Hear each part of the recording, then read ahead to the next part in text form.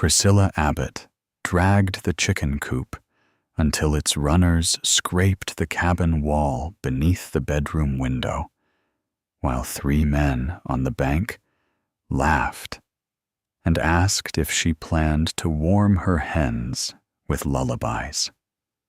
She did not answer. She only listened to the creak under its ice, a hollow groan that had started to change pitch. With an axe head wrapped in cloth for grip, she stepped onto the snowpack and began chopping a narrow trench toward the bend, sending chips of blue ice skittering. The trader called her a fool for playing engineer. Priscilla kept cutting because breakup was coming. And when the first warm rain arrived, the ice could pile like a dam. The laughter carried thin in the cold air, then fell away behind the steady chop of steel. The trench lengthened by inches, darkening as ice gave way to slush. Priscilla watched how the water breathed beneath it, slow along the inside bank, quicker where the bend tightened. She cut until her shoulders warmed, then stepped back to test the crust with the axe handle before moving again. The cabin sat in a low bend of a Montana creek, close enough that the spring floodline was always a worry in the back of the mind. Years earlier, when the place had been new and the bank had been firm, that closeness had felt like convenience. Now the creek had taken bites out of the soil each season, and the lower logs of the cabin sometimes smelled damp when the wind came from the east. Priscilla Abbott was 63, and she moved with the careful economy of someone who had learned to save strength without making a show of it. Clyde, her grandson of 12, had stayed near her boots with a shovel nearly as long as his arm. He had been left in her care after his mother, Priscilla's daughter, had failed to recover from a sickness the previous summer. And the boy's father had gone west with a freight outfit and never returned to the bend. The reason was spoken of only when it had to be, like a splinter that could not be ignored.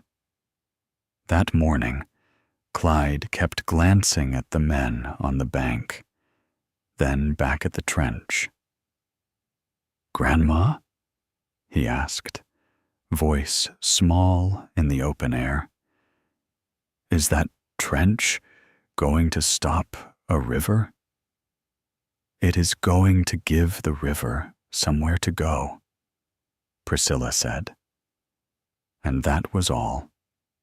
Behind them, the chicken coop sat hard against the cabin wall beneath the bedroom window, its boards tight and its door latched with a leather thong. She had dragged it there before the deep cold had settled in for good, and not for comfort, but because the north wind cut straight across the bend. With the coop on the windward side, the cabin wall took less of the blow, and the warmth from the bedroom stove traveled through the boards enough to keep the hens from freezing on their roost. Fewer losses meant fewer mouthfuls wasted, and in late winter, every saved handful of grain mattered. The men watching were neighbors from higher ground, come down to check their own traps and to see, with plain curiosity, what the widow grandmother thought she was doing on the ice. One of them, broad-shouldered and red-nosed, called again. "Abbott, you'll put yourself through. You'll break a leg and die right here, and then what?" Priscilla did not look up. She cut one more stroke, then used the axe blade to scoop slush out of the trench and toss it onto the snow. The slush landed with a wet sigh. A trader who had stopped to water his mule at the bend stood apart from the others. His coat was finer, his gloves whole. He tipped his chin toward the cabin as if it were already lost. "Town's safer," he said. "When breakup comes, this bend turns mean. You could be warm in a rented room by then. Folks don't drown in town." Priscilla finally raised her eyes, not to argue, but to take the measure of him the way she measured weather. "Folks starve in town," she said quietly, and went back to work. By midday, the trench reached the place she wanted, toward a shallow dip in the bank where old stones lay half buried under snow. She had seen that dip in summer when the creek was low, and she had remembered it all winter. A low place could be a weakness, or it could be a door, depending on how it was treated. But she sent Clyde to fetch stones with the sled. Not big boulders, those were for men with teams, but fist-sized and heavy enough to stay put when water pushed. Clyde dragged the sled over crusted snow, hauling each load from the bank above. His mittens grew wet. His breath came fast. When he tried to shake, feeling back into his fingers, Priscilla told him to keep the mittens on and warm his hands near the stove when the load was done. Pride did not keep frost away. Inside the cabin, she counted their stores without announcing it. A sack of flour tied at the top. A crock of dried beans, salt pork hanging high, thin now, firewood stacked under the eaves with the best pieces kept for night, a jar of rendered fat, and a pouch of dried apples. Enough, if spring came gently.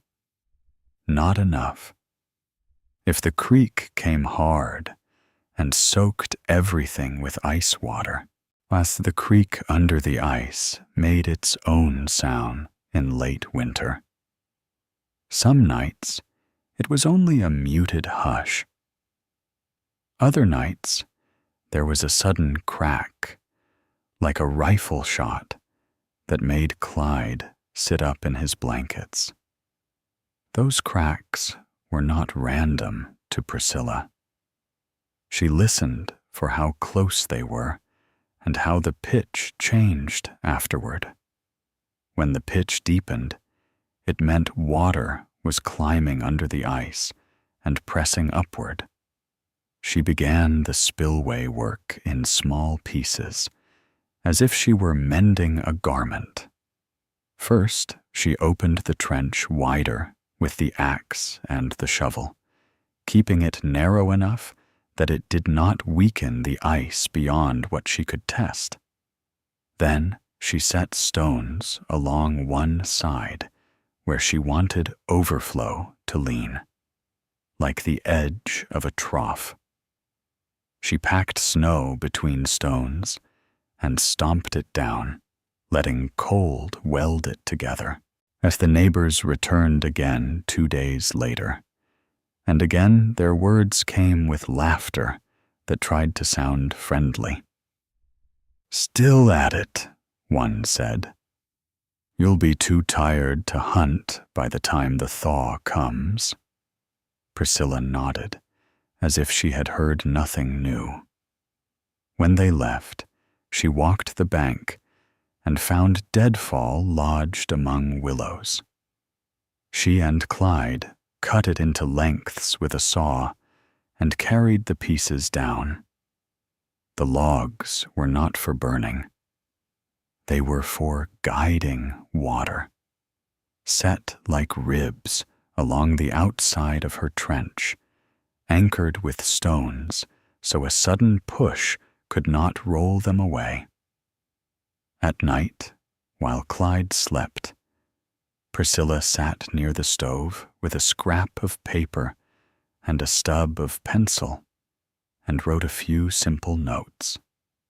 Wind direction, whether the creek had cracked, the warmth of the day, how the snow on the south slope had settled. The pencil was not for comfort either. It was a tool that kept memory from blurring when fatigue tried to smear days together. Clyde noticed the marks on the doorframe the next morning. "What are those?" Priscilla touched one line with a fingertip. "That is where the water stood 3 springs ago," she said. "And that is where it stood 2 springs ago. It did not reach the floor, but it wetted the yard. This year the bank is softer." He looked at the lowest mark, as if it might rise on its own. "Will it come in?" "It will try," she said. The deep cold still held most nights, but toward midday, the sun began to feel sharper. Snow on the roof dripped in steady threads. The coop against the bedroom wall kept the hens alive through those swings. Clyde collected eggs in a tin pail that had lost its shine. The eggs were small, but each one meant another meal that did not take from the pork. The trader came back through the bend with a different load, and he stopped again, his mule's breath steaming. He offered to buy the cabin, cheap, quick, words sliding like grease. He said the same thing as before: town, safety, warm rooms. Priscilla listened, then asked him a question that made him blink. "How many sacks of flour can a man carry if his wagon breaks in mud?" He frowned, as if the question was a trick. "What has that to do? Breakup makes mud," she said, and he had no answer for that.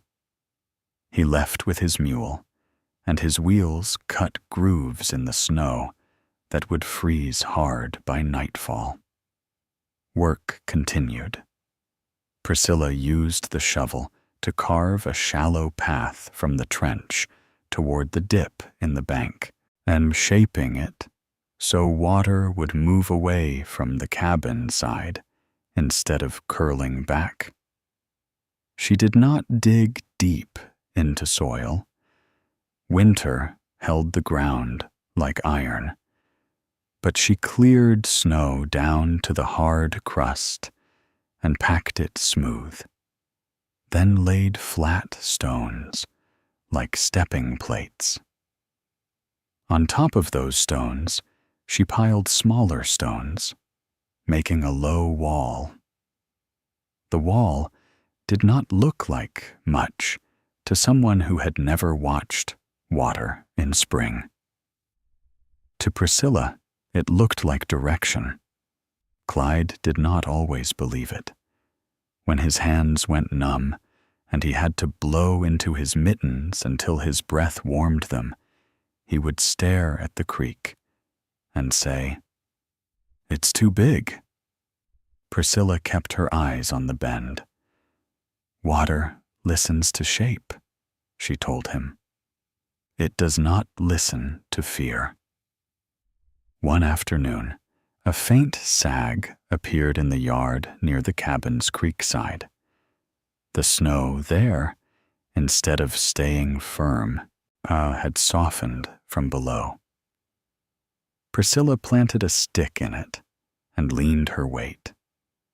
The crust gave with a wet sound.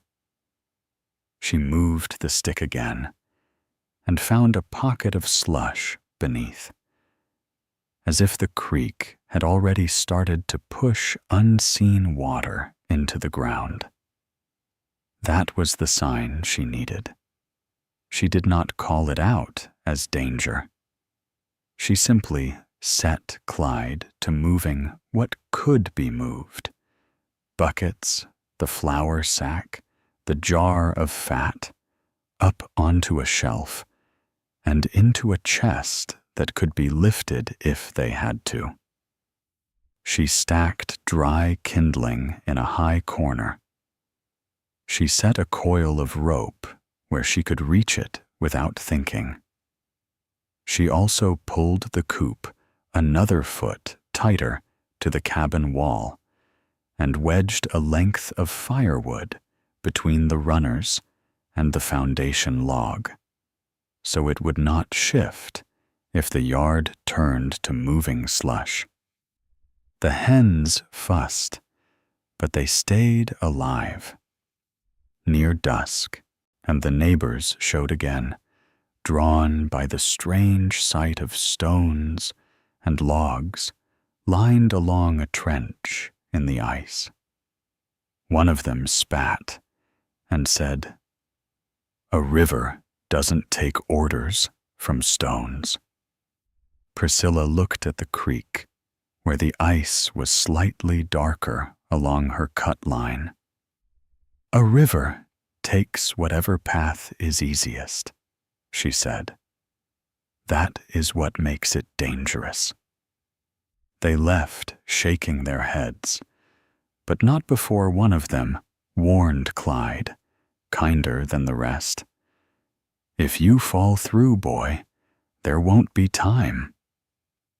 That night, after midnight, the wind shifted. It came warmer, carrying the faint smell of wet earth from somewhere beyond the hills. Priscilla woke before Clyde and stood by the bedroom window. The coop was a shadow pressed to the wall. Beyond it, the creek ice gleamed dull under moonlight. She listened.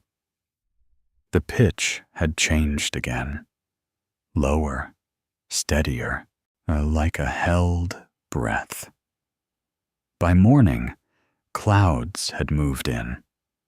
The sky turned the color of tin. The air was not warm exactly, but it was softer. That kind of day could fool a person into thinking spring had arrived kindly. Priscilla did not let it. She knew that when warm air rode over deep snow in the high country, it did not melt slowly. It loosened the whole pack at once.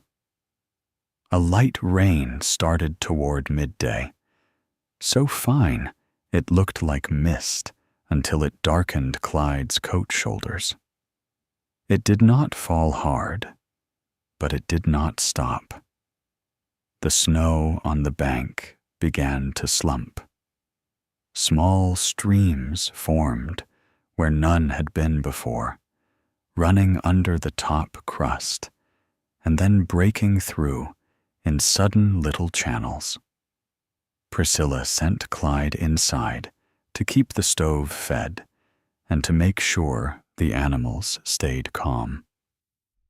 He argued once, wanting to be outside with her, and she cut the argument short with a look. He went, because he had learned that her quiet did not mean softness. She went to the creek with the axe and the shovel and a long pole.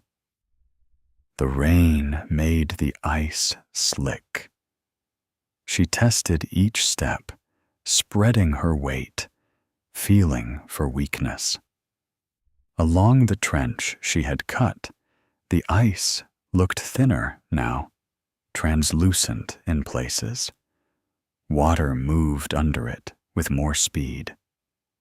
A crack shot across the bend, and a slab of ice shifted a finger width. Then another crack, louder. Priscilla backed off, not in panic, but in calculation. If the whole sheet broke free at once, it would ride up and pile at the bend like split firewood thrown into a corner. That was how jams formed. Hard. Sudden. With water rising behind them, faster than a person could run in deep slush. She watched the inside bank. She watched where the current pressed against the ice. She watched her own trench, waiting to see if water would take it when pressure came. The first surge came without warning. A thick plate of ice lifted, turned, and drove into another plate. The sound was like two wagons colliding, the bend filled with shifting white and gray blocks. Water burbled up between them, dark and angry. For a moment, it looked as if the creek had become solid again, packed tight. Then the water rose. It did not climb in a slow, polite way. It pushed. It found the low places first. It flooded along the inside of the bend, spilling onto the snow-covered yard where the ground had already softened. The slush pocket Priscilla had found the day before widened, and water began to pulse up through it. Clyde's face appeared in the cabin window, a pale against the dark interior. He had been watching through the glass, and now fear showed plainly. He opened the door and stepped onto the threshold, stopping where Priscilla had told him to stop. He did not run out. He waited, because that was what she had trained him to do without speeches. Priscilla moved fast now, but her movements stayed clean. She dragged the long pole into position and reached toward the jam, pushing at a floating chunk to keep it from settling into the notch that would lock the whole pile. She did not waste strength trying to break ice that would not break. She used the pole to guide pieces away from the cabin side and toward her cut line, where the trench had weakened the edge. Water slapped at her boots. It was so cold it burned. She stepped back, planted her feet, and shoved again, and a narrow gap opened between two blocks, and water spurted through, aiming for the easiest route. It found her spillway. The trench she had chopped earlier in the week began to take water, darkening the ice along its path. The stones she had set acted like a lip, keeping the flow from spreading back toward the yard. The logs she had anchored guided the surge forward, away from the cabin wall. Meltwater and overflow ran along the shallow path she had packed, sliding over the flat stones and spilling into the dip in the bank where it could rejoin the creek below the jam. For a heartbeat, it looked as if it would not be enough. The jam groaned and shifted. The water behind it rose higher, licking at the edge of the yard. The coop pressed against the cabin wall creaked as the ground beneath it softened. The hens inside clucked in alarm, yet Priscilla did not look at the coop. She looked at the flow. She saw that one section of her stone wall was beginning to undercut. Water was trying to sneak behind it, toward the cabin side. She dropped to a knee in slush, hands numb instantly, and shoved 2 larger stones into the gap. Clyde came off the threshold without being called, carrying the bucket of stones she kept by the door. He stopped close enough to hand them, but not so close that he would be swept. "Here," he said, voice tight. Priscilla took the stones one by one, setting them where the water tried to cheat. "Hold the rope," she told him, and he grabbed the coil that lay by the door frame, looping it around his wrist the way she had shown him. Not for drama, for mistakes. The rain thickened. Somewhere up the creek, the snow line was giving way in sheets. The jam held, but it began to leak more, and the more it leaked, the more pressure it lost. That was what Priscilla had wanted. Not to stop the creek, to keep it from becoming a wall.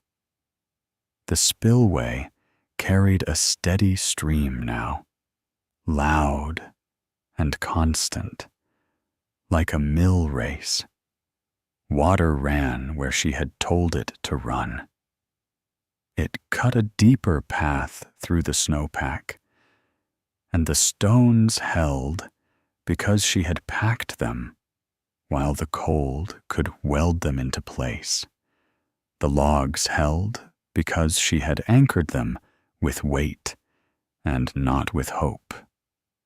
Still, the yard filled in places. A thin sheet of water ran toward the cabin's lower logs, searching for a way in. Priscilla waded to the side and used the shovel to cut a shallow groove that angled the sheet back toward the spillway. She worked with quick, short strokes.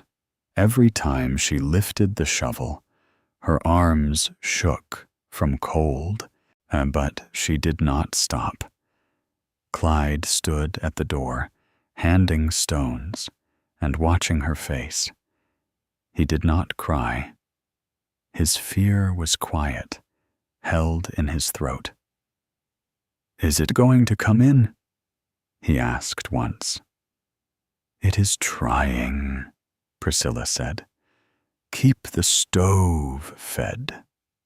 If the floor gets wet, heat is what keeps wet from turning to ice." He went back inside, then returned with a stick of dry wood. Then another, doing what he could do. Outside, the neighbors appeared again, this time not laughing. They came down the bank in a rush, coats open, boots slipping. One of them shouted over the roar, "It's backed up, clear past the crossing." The trader was with them, his mule tied high and left alone. His face had lost its easy confidence. He looked at the yard, the water, the trench, and then at Priscilla. "You planned this," he said, as if it were an accusation. At Priscilla did not answer with pride. She pointed with the shovel. "Get stones there," she said, and they moved because the water did not care who gave the order. Men who had mocked her now hauled rocks from the bank with their bare hands, dropping them where she showed. One took a pole and pushed at the jam the way she had. Another dragged driftwood toward the far side to keep it from lodging against the cabin corner. The work became a line: hands, breath, wet sleeves, cold. Priscilla stayed at the spillway's weak point, watching for any change. She watched the ice. She watched the waterline. She watched where the current tried to find new purchase. Each time it tried, she answered with shape. A stone placed, a groove cut, a log shifted. Toward late afternoon, the sound of the creek changed again. The jam gave a long groan, a deeper than before, and then a section of ice broke loose and slid downstream with a grinding rush. The water behind it dropped a handspan, then another. The yard's sheet of water slowed. The spillway still ran hard, but now it carried more meltwater than Overflow, and that was safer. The neighbors stood panting, dripping, faces raw with cold rain. One looked at Priscilla's trench and shook his head, as if seeing it for the first time. "All week," he said, half to himself. "All week you've been cutting that." Priscilla's hands were so numb she could barely close them. She leaned on the shovel and let her breath steady. "All winter," she corrected softly. "The cutting is only the last part." The trader stared at the cabin, at the coop wedged against the wall, at the wet yard that had not become a river, and his mouth worked as if he wanted to say something clever and could not find it. Finally he said, "You could have died out there." Priscilla nodded once. "So could Clyde," she said. It was not said to shame him. It was said as fact. Near dusk, the rain turned back to wet snow, thin and tired. The creek still ran high, but the worst pressure had passed. The jam had broken in pieces instead of holding as one hard dam. Water had found the spillway when it needed it, and because it had, the cabin's lower logs stayed mostly dry. Priscilla sent the neighbors back up before the temperature dropped again. Wet clothes would freeze stiff on the walk home, and she knew how a stiff coat could pull a man off balance on an icy bank. One neighbor offered to stay. She refused without anger. "Go," she said. "Tomorrow there will be more work, and it will be easier with sleep." When they were alone, Clyde stepped outside with a lantern and held it high while Priscilla checked the cabin side. The lantern light showed wet streaks on the snow, but no steady seep against the foundation. She ran her hand along the lower log and felt only damp, not soaked. Damp could be dried. Soaked would have meant rot, cold, and weeks of loss. Clyde looked at the coop. "Are the hens all right?" Priscilla listened. The clucking inside had settled into quiet rustling. "They are," she said. Inside, she hung wet mittens near the stove and set a kettle to warm. Clyde sat on the bench, shoulders trembling now that the danger had backed off. Priscilla handed him a cup of warmed water with a pinch of salt. He drank without complaint. Later, before sleep, and he asked the question that had been sitting in him all week. "How did you know it would happen today?" Priscilla stirred the coals with a stick, watching sparks rise and die. "The wind," she said, "the clouds, the way the creek sounded, and the way the snow started to sink on the south slope.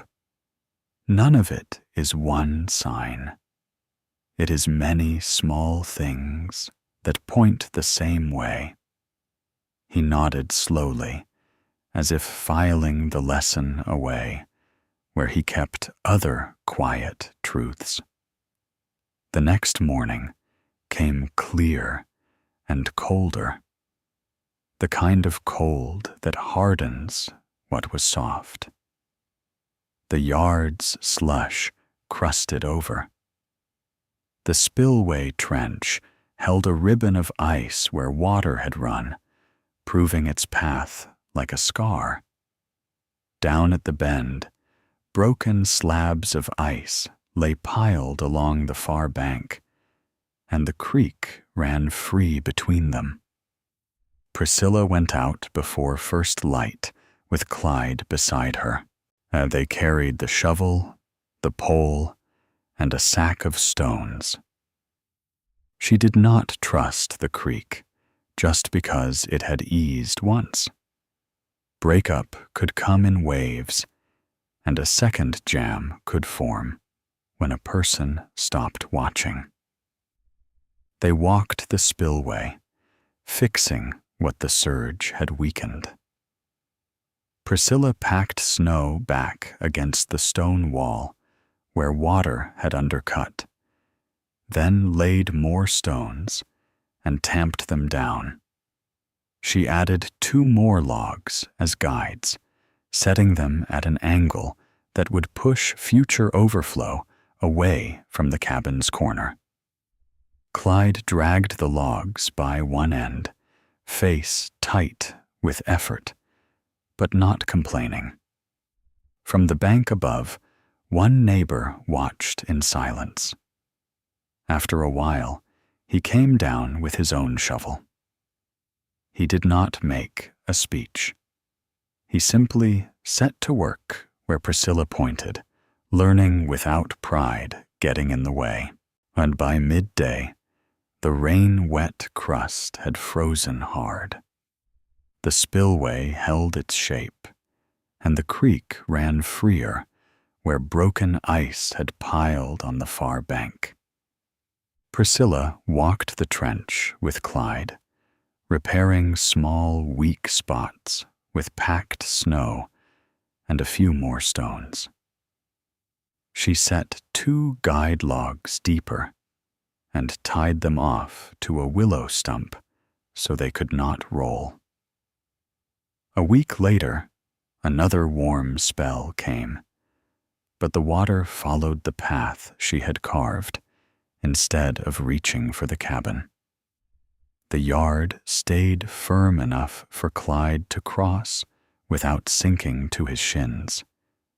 The hens stayed alive, and the eggs kept coming, small but steady. Neighbors stopped calling her foolish. They started asking where to set stones on their own banks. Priscilla answered without pride, because the creek would not spare anyone for the sake of manners. When Clyde looked at the bend after that, he no longer saw only a threat. He saw signs, sound, slope, pressure, and he saw that work done early could turn a rush of water into something that could be lived through. Priscilla kept watching the current and the shoreline, quiet as ever. Knowing the cabin had been saved this season only because she had listened before the river shouted. Please subscribe for more calm frontier survival stories told with respect and realism.